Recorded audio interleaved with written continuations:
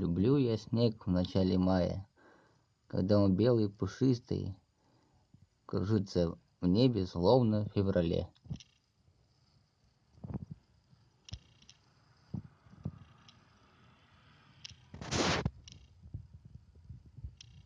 Ну, красота же.